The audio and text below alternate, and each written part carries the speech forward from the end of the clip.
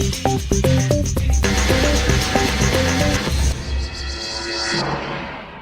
kids, welcome back for a bonus video.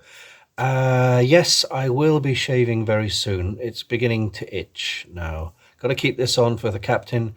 Can't cut my hair because of the film. So yeah, I'm not enjoying being overly hairy. Anyway, that's not what I'm here to talk to you about. Let's talk books, especially science fiction books. As you may know, back in the day, I wrote a sci-fi trilogy, starting off with this, Kangazang, then the sequel, Kangazang Star Stuff, then the final part, Kangazang Small Cosmos, which were recently republished by Candy Jar for the 15th anniversary of the book and of Candy Jar itself. And these are available on Candy Jar's website now, but that's not really what I'm here to talk to you about either. I was contacted by a mutual friend of mine who said, I don't know much about science fiction, but I've got a friend who's written a sci-fi book. It's his first sci-fi book. Would you read it for me? Because let me know if it's any good. So I was like, yeah, sure, okay. So he sent me the manuscript and I read it. And it was 36 chapters, but very small chapters, like 3 pages, 5 pages mainly, you know. And it's really, really, really good. It was so good that instead of just saying, yep, read it, it's good, good luck with it, I instantly started asking about it. And I was like, so tell me about the book. What's the plan? What, is it coming out? Is it being printed, published, what? And he said, no. So the book I'm talking about is called Imperfect Specimen. It had a different title, but I retitled it myself because I thought we needed a title that was closer to telling you roughly what the story's about, plus it needed to sound a bit more sci-fi and a bit more kind of interesting.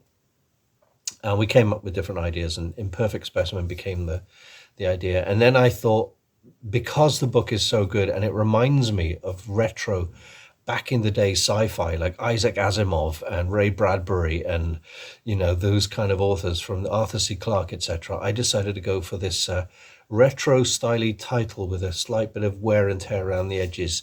Originally I did a kind of more graphic-y version, you know, sort of flat colors and stuff and sci-fi fonts, and it was all right, but it didn't feel completely right for the book. I wanted something that hinted back to the 50s and 60s kind of thing. So Imperfect Specimen is the book that I am doing my best to promote and get published, etc. So what's happening is it's being published by or firstly by the end of the year, but it's by Candy Jar. Candy Jar have a separate imprint called Jelly Bean, and they're putting out sort of independent books and stuff. So Imperfect Specimen will be published by Candy Jar. I've done the cover, I've done the edit, I've done the interior illustrations, a couple of which you'll see popping up here. There are 9 illustrations in total, and they take quite a while to do, but I want to do this because I want to champion someone else's book for a change, not mine. I am not getting a cut of the sales of this book. It's going directly to the author, and the author is David Jandrell. And I know currently I'm looking a bit like him, but honestly, we're not the same person. David, in fact, is a well-publicized author, a Welsh author who has written 6 or 7 books in the past, mainly comedies, because he's kind of a comedy writer. And he wanted to try his hand at sci-fi. And around lockdown times, he saw an advert for a course on writing science fiction. Now, David is, in real life, he's been sort of well-versed in science and scientific principles, and I think he's actually got qualifications in different, like, geology and things like that. Off the top of my head, I couldn't be totally accurate, but he knows his stuff. He's certainly more qualified to talk about scientific concepts than me. And he wrote this book. Originally, the course that he went on the end product was to have one chapter of a sci-fi book, which was, 3 or 4 pages. And he showed it to a guy he was working with who said, "This is great, where's chapter 2?" And he said, "There is no chapter 2. And he said, "Write chapter 2 now." So we wrote chapter 2, and then chapter 3, and chapter 4. And it went on for 36 chapters. So as we get up to today, or basically a month or so ago, it got to me. I read it. I loved it. And I was like, this has got to get into print. So we talked between ourselves and our mutual friend who put me in touch with him. And we thought we're going to get this out. So I spoke to my friends at Candy Jar, and we're going to sort out a initial first run of about 100 books. Now, the reason I'm doing this video is to tell you all about the book, and obviously where you can get the book. With many books, we're doing pre-orders, and pre-order means you pay up front. The book would be a tenner anyway, right? It would be something like this. But the pre-order gets you, in the back of the book, there'd be a special thanks, and you'd have your name printed in the back. Can't really see it there. It's kind of like that. You get special thanks in the back of the book, and it'll be signed by myself and David, the author, and posted to you. And that's for 15 quid. Now, I've set up a Instagram account and a Substack site, blog, which will show you some more and tell you more about it. And also all the info about pre-orders, which I'll link in the description. Now, I had a message from David. Somebody said they were going to pre-order it until they saw the price and they thought it was absolutely disgusting and a rip-off. And I'm like, 15 quid for a novel that's not only dedicated to you in print at the back, plus signed, plus I've got to do all the postage and packing, etc. It's not too bad. I don't think it's a rip-off at all. I mean, you could wait and just pay a tenner and then postage on top anyway. But you wouldn't get it signed and you wouldn't get your name printed in the back of the book, which is fine if you don't want that.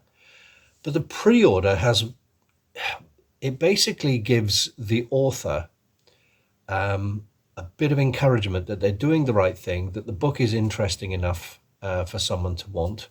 And, it also begins to pay a little bit back for the printing costs. I'm not getting any of this.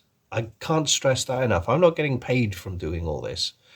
This is David's book, etc., etc. I'm just using my contacts and my art skills and whatever to try and get this book into print, and it will get into print. And in fact, it's being edited by Candy Jar right now.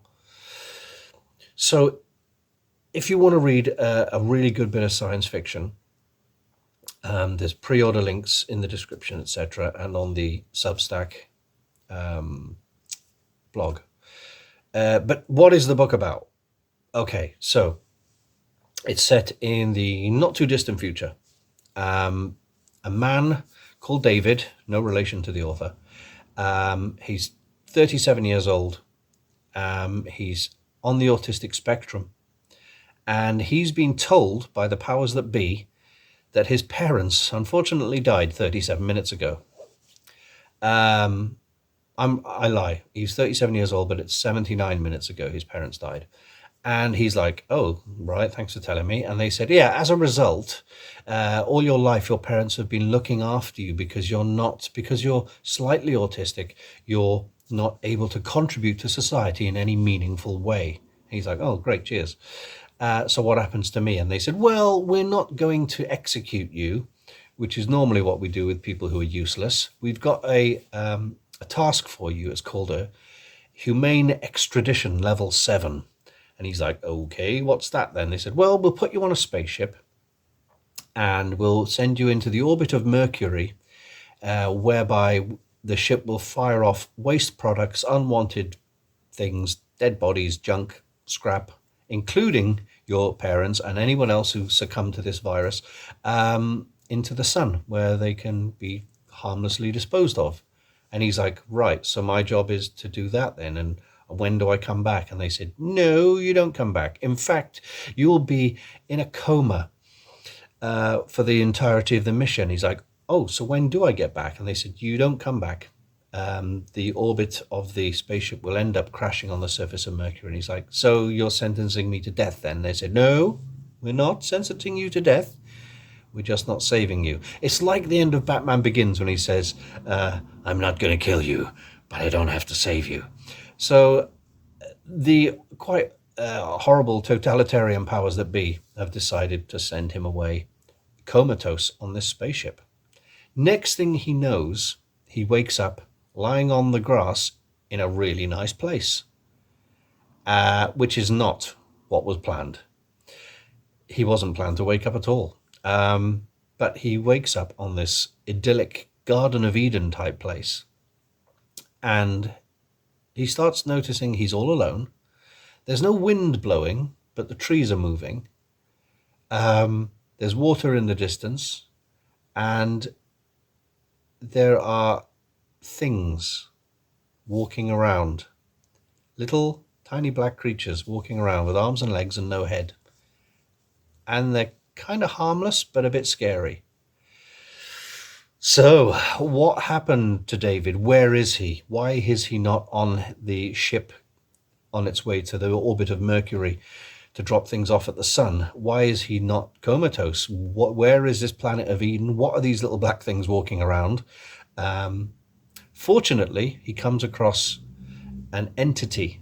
I won't say any more, but a being that together they start exploring the planet they're on and finding out more about each other and the planet, and whether they are stuck there, whether they can get off, what is the planet's purpose, etc., etc.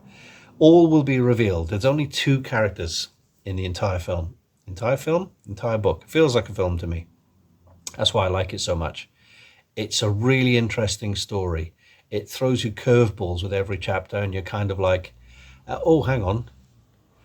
I thought this was going to happen, and something else happens, etc., etc. So it's really intriguing. And what I like about the very short chapters is it's bite-sized. Instead of like, oh, I'm going to go through about 15 pages here to get through a chapter, it's 3 or 4 pages, tops. So you can pick it up at any point.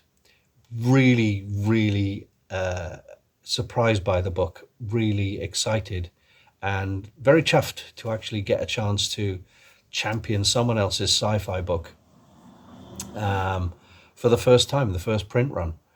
So we would really appreciate some pre-orders, David and Candy Jar, obviously. This will help pay for the printing, and you get a copy of the book. You get your name printed in the back. You get it signed by myself and David, the author, and it'll be posted out to you, or we'll even deliver it if you're close enough. So that's really what I want to tell you. If you're interested in championing real books written by real people, no AI, and also an author like David, who's been he's had a couple of his books have won awards, but he's never done sci-fi before, and you wouldn't think so. This book is so good. David was once in contact with the late great Ronnie Barker, who was interested in his comedy writing, and there was a chance that his comedy writing was going to be included in the final series of the 2 Ronnies, which didn't unfortunately happen because Ronnie Barker became very ill and the series got cancelled before his death. So if you want to make David's day and my day, check it out. There are some excerpts of the book, and there's more images, and there's info about how to do a pre-order. We've only had a handful of pre-orders so far. We could do with getting about 50 or 60 pre-orders, to be honest. That would be really nice. I'm going to keep plugging away, trying to promote this book as best I can. And who knows, maybe we'll get David another book award by the time it's done.